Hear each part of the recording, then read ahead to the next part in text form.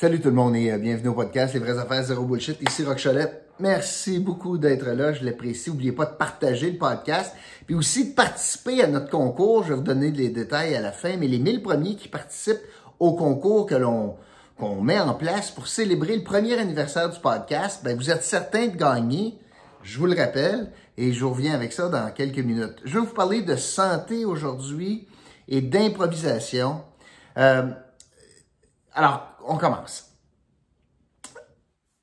La situation en santé présentement au Québec est très problématique. Tout d'abord, c'est du jamais vu, mais on a des urgences de fermer dans plusieurs régions du Québec. L'Outaouais est la première région, l'hôpital de la Chine, Coaticook, plein d'autres endroits qui vivent des ruptures de services. On a une pénurie de personnel, bien sûr. On a des listes d'attente pour voir un médecin de famille, pour avoir un médecin de famille une liste d'attente qui est passée de 400 000 personnes à 800 000 personnes. On a, depuis l'élection de la CAQ, on a des listes d'attente pour voir des médecins spécialistes de presque un an, 360 quelques jours d'attente en moyenne, pire que ça en Outaouais. Nos listes d'attente en chirurgie augmentent. Honnêtement, il n'y a pas beaucoup de secteurs dans le domaine de la santé où ça va bien. Et le ministre, pour régler la problématique, la solution qu'il trouve, c'est de blâmer les gens, blâme le Parti libéral du Québec, blâme les médecins de famille, blâme tout le monde. Ce qui est drôle, je fais une parenthèse, quand il blâme les libéraux, c'est qu'il n'a pas changé une virgule de ce que les libéraux avaient fait dans le réseau. Non seulement il blâme, M. Dubé, mais il propose des mesures, il impose des mesures complètement improvisées.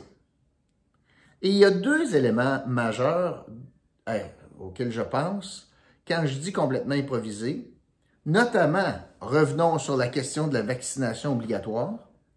Vaccination obligatoire qui a fait pout, pas fallu qu'il recule, il y a eu de l'air d'un fou là-dedans. Alors, une mesure qui pensait aider le réseau, ben ça servirait contre lui et ça montre que c'est une mesure qui peut-être sur papier avait du bon sens, mais qu'on n'a pas évalué les impacts, puis c'était complètement improvisé, très détaché de la réalité terrain. Ça caractérise beaucoup les gestes de Christian Dubé. Le deuxième élément, c'est lorsqu'il a sorti donc de son chapeau la fameuse question des primes. Et je veux beaucoup vous parler de primes aujourd'hui parce que ça fait l'enjeu ou l'objet de manchette présentement. Les primes aux infirmières, le 14, 15, 16, 17, 18 000 piastres de primes qu'on va payer pour ramener des infirmières dans le réseau. Des infirmières qui sont parties dans le privé, qui sont parties à la retraite. On veut les ramener dans le réseau puis on est prêt à payer une prime pour les avoir. Alors, cette prime qui devait nous amener 4000 personnes, ben ça a fait pout aussi. Pourquoi? Bien parce que cette prime, c'est peut-être intéressant sur papier, mais n'a pas fait l'objet d'un test de la réalité, puis d'un test de discussion avec le monde sur le plancher des vaches. La conséquence de ça, c'est qu'on n'a pas les résultats escomptés. On n'est même pas à 1000 sur les 4000 qu'on voulait rapatrier. On n'a pas d'entente avec les syndicats. Puis, à chaque fois qu'on parle de ce sujet-là, les syndicats cherchent les bébites dans ce que le gouvernement propose. Et l'enjeu, bien sûr, c'est la question de l'applicabilité de cette prime. Puis je m'explique. Le gouvernement, ce qu'il veut, c'est qu'il a trouvé une façon, dans sa tête, de dorer la pilule pour ramener des gens qui ont quitté le réseau, pour être capable d'avoir plus de monde dans le réseau public. Ils se sont dit, ben, on va donner 15 000 $, c'est bien de l'argent, pour attirer du monde. Et là, première question, c'est comment ça va marcher? Alors, c'est un engagement d'un an, OK. Qui a droit? Comment ça marche si tu pars malade, si tu décides de lâcher en cours de route? Alors, ça, c'est dans un contrat qui a finalement jamais été entériné avec le monde syndical. Et je vous explique les enjeux majeurs avec le monde syndical. Alors, le syndicat bloque ces ententes-là avec le gouvernement parce qu'il trouve toutes les bébites là-dedans. Puis essentiellement, il y a 3 raisons majeures pourquoi il le bloque, parmi les irritants du deal gouvernemental. Et là, je m'adresse particulièrement aux mesures syndicales. Premièrement, ils ne sont pas prêtes, les centrales syndicales représentant tout le monde, là, de reconnaître l'ancienneté des gens qui reviendraient dans le réseau. Alors, toi, ça fait 20 ans que tu travailles dans le réseau, tu as décidé de quitter pour le privé. Ben, est-ce que tu bénéficies de ton expérience au retour? C'est loin d'être certain, ça. Le monde syndical dit, voyons donc, là, faire ça, ça passerait devant des filles et des gars que je représente présentement. Fait que ça cause un premier problème. En passant à tout ça, là, comment ça se fait que le gouvernement n'a pas pensé à ces enjeux-là avant? Mais ça vous montre la position syndicale. Position syndicale, au lieu de dire hey, amenez-en des filles puis des gars, ça va nous enlever le temps supplémentaire obligatoire, c'est parfait. Non. Il y a une bébête ici. La bébête, il faut absolument protéger le nombril de nos filles actuelles. On va dire non à la question de l'ancienneté. Deuxième élément, c'est qu'on revendique dans l'entente, pour les fameuses primes, le syndicat dit OK, attends une minute, là, c'est beau, là, les primes pour du monde qui reviennent travailler. Pas contre ça, mais les primes, là, on veut que ça s'applique pour quelqu'un qui part en congé de maternité. On veut que ça s'applique pour quelqu'un qui partirait quelques semaines, quelques mois en congé parce qu'il y a un décès dans la famille, quelques jours pour un congé pour un deuil. On veut que les primes soient payées pour, par exemple, quelqu'un qui déciderait d'aller étudier. On veut aussi les primes pour des travailleuses et des travailleurs qui partiraient enseigner. Mais là, attends une minute, là, tu dis, attends une minute. Les primes, c'est pour amener du monde travailler auprès des patients malades, pour donner plus d'oxygène, moins de temps supplémentaire obligatoire. Si je donne des primes à du monde qui part de ses bancs d'école, pas sûr que j'atteins mon objectif. Le monde syndical, les autres, non. Non. Si c'est bon pour Minou, c'est bon pour Pitou. M'en sac, moi, qui ne desserve pas le monde puis qui soigne pas le monde. Si la fille s'en va enseigner, moi, je veux qu'elle ait sa prime. Puis le troisième élément, je vous disais qu'il y avait 3 raisons.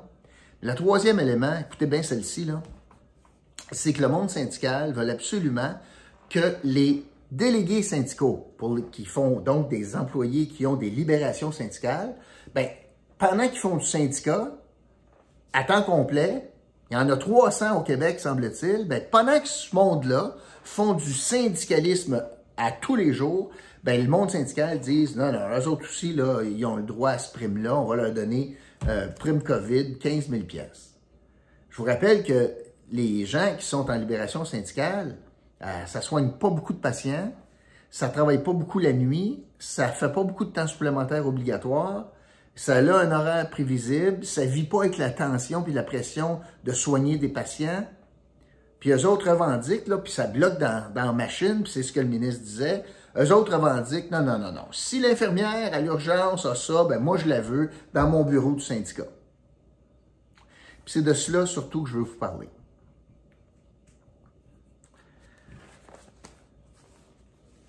Ça n'a pas de bon sens. Là, ça n'a plus de bon sens. Là. Puis après ça, on se demande comment ça se fait que le réseau est ingérable, puis comment ça se fait qu'on a un réseau de la santé qui est dur à faire bouger.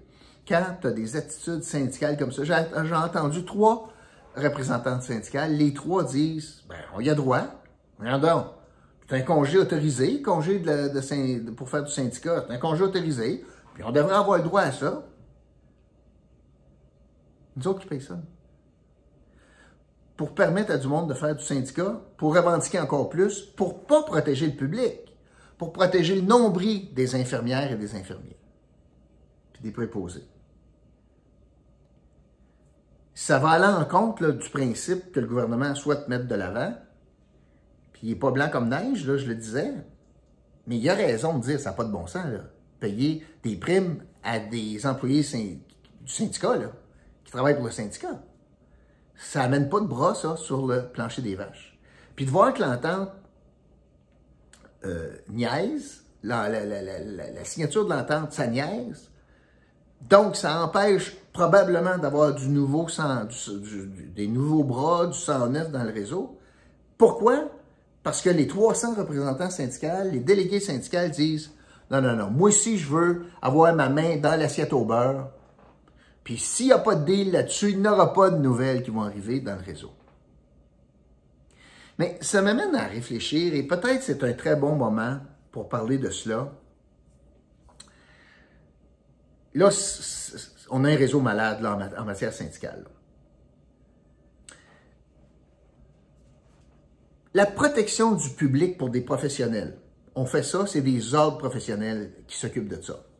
Moi, j'ai un ordre professionnel qui protège le public contre des mauvaises pratiques de comptables. L'ordre des infirmières, ça fait la même chose. Imaginez, les ordres professionnels qui protègent le public sont financés avec les cotisations des membres. Pas de l'État, pas de l'argent public. Mais un syndicat qui ne protège pas le public, qui protège le nombril des membres, des syndiqués, qui protège les conditions de travail des employés, pas du public, sont pas là pour améliorer les soins, sont là pour améliorer les conditions de travail des employés. Eux autres sont financés par l'État. Sont financés par l'État d'une première façon parce que la cotisation syndicale qu'ils payent est déductible d'impôts, mais surtout, les libérations syndicales sont payées par l'employeur. C'est peut-être un bon moment de dire, OK, un instant. Les employés du syndicat, les libérations syndicales devront être payées par les cotisations des syndiqués. Que les syndiqués payent les libérations, puis s'ils veulent leur payer la prime, le 15 000, avec leur cotisation syndicale, ils les paieront. J'essaie de comprendre, moi, pourquoi est-ce que c'est tous les Québécois qui devraient payer pour les leaders syndicaux dans les hôpitaux? Pourquoi est-ce qu'on paye ça? Alors qu'ils ne défendent pas l'intérêt commun, ils ne défendent pas le bien collectif, ils défendent l'intérêt de leurs membres, des syndiqués, des infirmières syndiquées, des différents syndicats. Fait que les libérations conditionnelles, pourquoi on parle de ça? C'est parce que présentement, les libérations conditionnelles, les libérations syndicales, pardonnez-moi, les libérations syndicales sont payées par l'employeur. C'est sur le payroll. Puis là, on dit, hey, moi, je veux la prime. Arrêtez-moi ça. Ça serait peut-être un bon moment de dire, là, la récréation dans le monde syndical au Québec, c'est terminé, là. Vous voulez être représenté par un syndicat, il n'y a pas de problème. Mais vous allez payer ça à même vos cotisations syndicales. Les syndiqués vont payer pour leurs représentants, qui vont défendre bec et ongles leurs conditions de travail, mais vous allez payer pour vos porte-paroles. C'est pas à tous les contribuables à payer des représentants syndicaux qui travaillent contre l'intérêt commun dans ce cas-ci. Ils travaillent pour l'intérêt purement des membres. Alors moi, je lance ça, là, comme si c'est hallucinant qu'on soit rendu là, dans le débat en santé. C'est, ben là, moi, je ne soigne pas de patients, mais si on a une prime de 15 000, ben moi, si je la veux, puis à cause de ça, on est 300, puis on va mettre les breaks, ces ententes. C'est ça que le ministre nous a dit. Puis le monde syndical n'a pas nié ça. Ils ont dit, il prend une petite affaire dans une grosse patente. Oui, oui, mais c'est une grosse petite affaire. C'est une grosse petite affaire. Fait que moi, tant qu'à jouer là-dedans, là, puis tant qu'à avoir tout ça, là, ben, moi, j'invite la réflexion. Les libérations syndicales, le monde qui ne font pas le travail d'infirmière, mais qui deviennent des présidents de syndicats locaux, là, ben, devraient être payés par les membres. Payez-vous les présidents. Comme ça se passe au central, là. Moi, c'est pas la protection du public. Puis même à la protection du public, les ordres sont payés par nos cotisations. Alors, c'est ce que je voulais vous dire. Peu importe comment tu le regardes, le réseau de la santé présentement, là, ça va de mal en pis. Il n'y a rien qui va bien. Puis tout ça, je ne parle même pas qu'on est proche de réaliser les promesses de la CAQ. Là. Oubliez pas la promesse de la CAQ. Oubliez pas, c'était quoi? 90 minutes d'attente à l'urgence, puis tout le monde a un médecin de famille.